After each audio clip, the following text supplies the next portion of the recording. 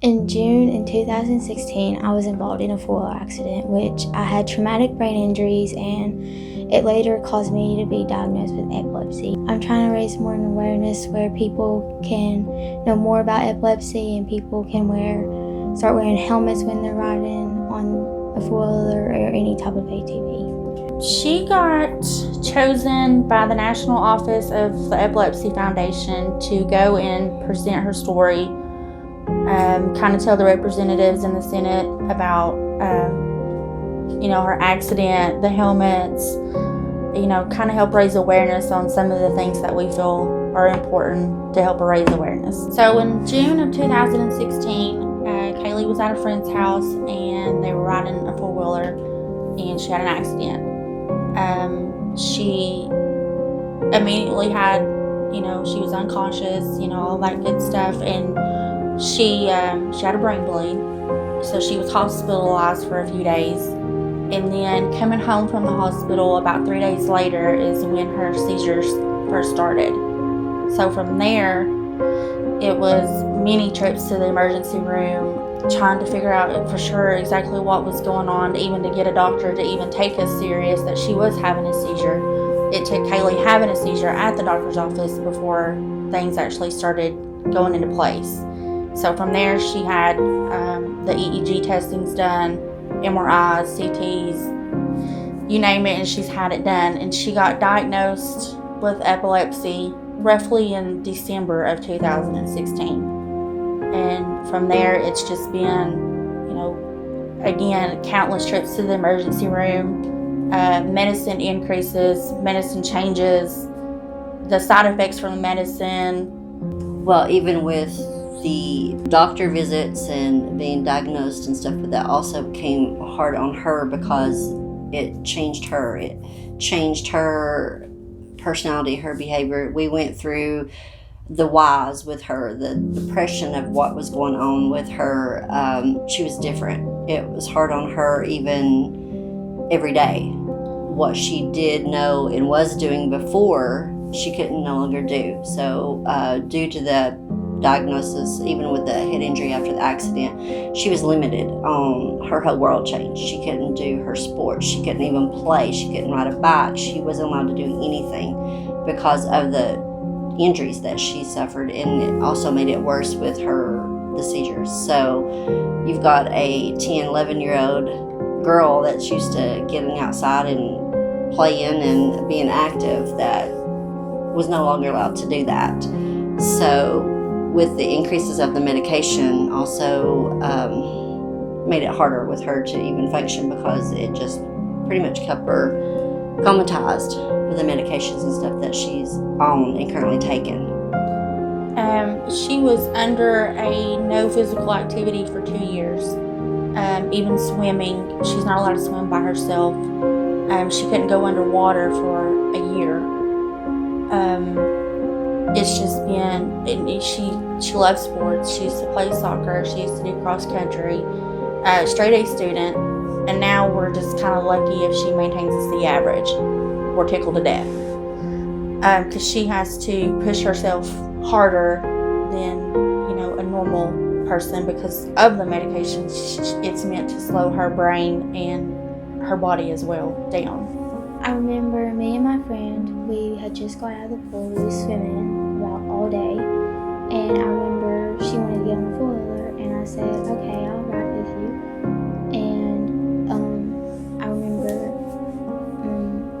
I don't remember getting on the floor or any of that. I don't remember the wreck or anything. I remember waking up in the car, and then I remember bits and parts of being at the hospital. It would have been prevented had she had a helmet on, but also what saved her was her hair, because she did have it pulled up in a ponytail, and where she hit, her hair kept it from being more serious than what it was. So yes, we've also learned that helmets are important, not only from Kaylee, but we also lost a brother on an ATV from injuries from no helmet. So it is not just from Kaylee, but there's two reasons why we are passionate about the helmet law. And also, it's not just for ATVs. I mean, it's as simple as a bicycle, hoverboards, scooters, anything like that. Head injuries for epilepsy is one of the most preventable ones that they have. I mean, it's easily prevented if just wearing a helmet. You know, we had several issues, even at the beginning of the year, the school year, you know, countless meetings even to get just the simple 504 plan correct. They did not even, the elementary school, the first day of registration, did not want her to even enroll in school. They wanted her to be on homebound. And at that time, we were kind of new to this too, and Kaylee being active and passionate of school, and before the straight A honor roll student she wanted to be in school.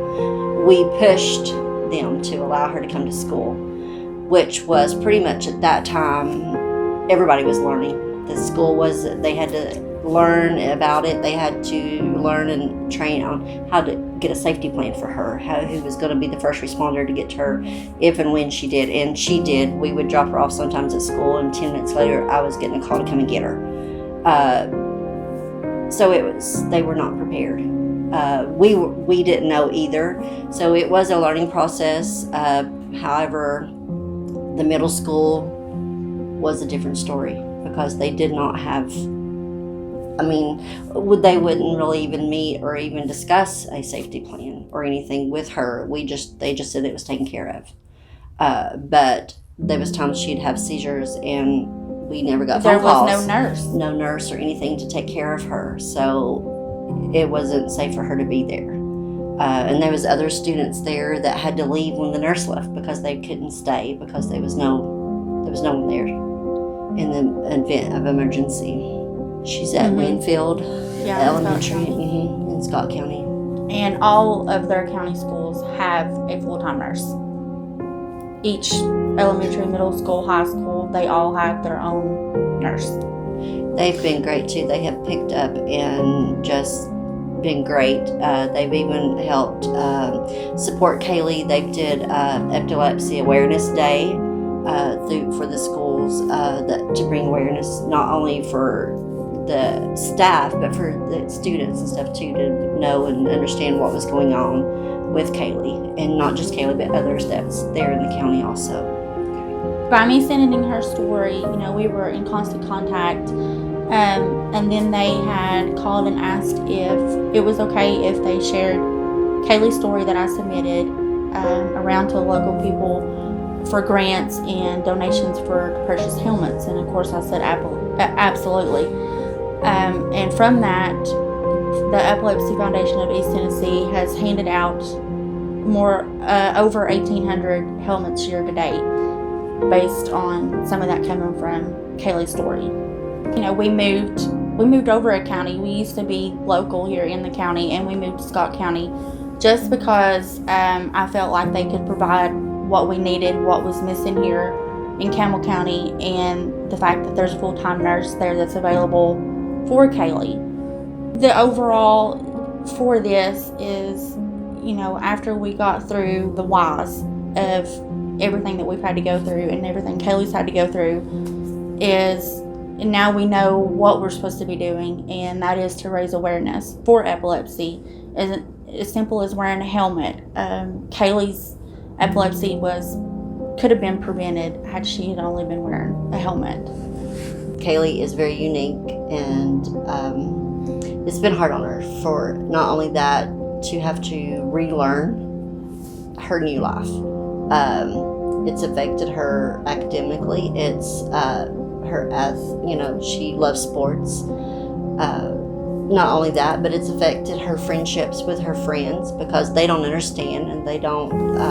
That's affected her in that way. But she's got good, strong family support, and that it's not only affected her, the whole family has changed.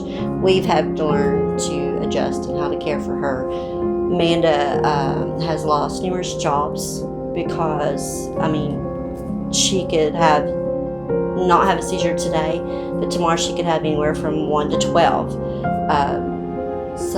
there for a while. I even quit work because she was single parent. She had to work.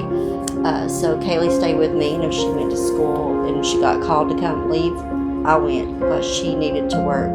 But there was days Mom had to miss, and because of that, she's not able to work because we have to be focused around Kaylee and be there for her. When she first went back to school here in Campbell County after her accident, I think the school that she attended did a great job as far as, we were learning, they were learning. Her teachers and I had a great relationship. I mean, they just kind of took Kaylee underneath her wing, and I mean, they really watched her every move to see if she was having a seizure or if she needed to go to the nurse or anything like that. That is our big thing that we're trying to push, as well as not only bring awareness, but full-time nurses. I think that's important, not just for people with epilepsy, but any student that has a medical condition. That could also be injuries at school. There's injuries, kids get accidents and get injured, and if the nurse is not there to help, then I know just that make it they easier. I know they have first aid training, but there needs to be training beyond first aid training. They have training for the AED equipment that's required to be in schools. Seizures should be right there with it because it's just as important. She can have one seizure and it can ultimately take her life. Just one seizure is all it takes. That's why we're, pushing so hard for full-time nurses. Where she was on no physical activity for 2 years, we had to beg and plead with her neuro doctor, and she got released to play soccer in February. First time in 2 years that she got to play. So I think she really enjoyed getting to do that. She used to run cross country and track, but she's not being allowed to do that. So it's a big milestone for us, and for them to release her to play soccer some. So she was excited about that. I think it's just something I've kind of came used to, and I've just kind of dealt with it. She's not let it consume her. Good. She's pushed on. I mean, she's been better in school. She got to play sports, so I mean, she's doing really good right now. Good. Wear your helmet.